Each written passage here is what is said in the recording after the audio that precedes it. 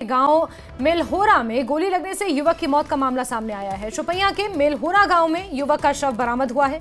प्रवासी युवक का शव मिलने से पूरे इलाके में हड़कंप मचा हुआ है।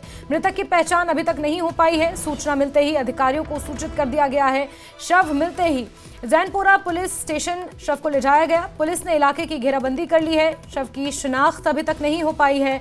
बड़ी खबर बता रहे हैं आपको शोपियां से, जहां के गांव मेलहोरा में एक अज्ञात युवक को गोली लगने का मामला सामने आया है। प्रवासी युवक बताया जा रहा है, जिसकी शिनाख्त अभी तक नहीं हो पाई है। सूचना मिलते ही अधिकारी मौके पर पहुंचे हैं। जैनपुरा पुलिस स्टेशन इस शव को ले जाया गया है। पुलिस ने इलाके की घेराबंदी करके आगे की कार्रवाई भी शुरू कर दी है।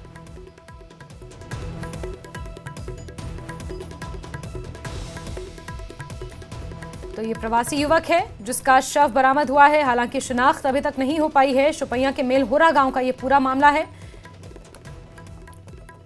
शव मिलने के बाद अधिकारियों को सूचित किया गया। मौके पर अधिकारी पहुंचे, पुलिस पहुंची है।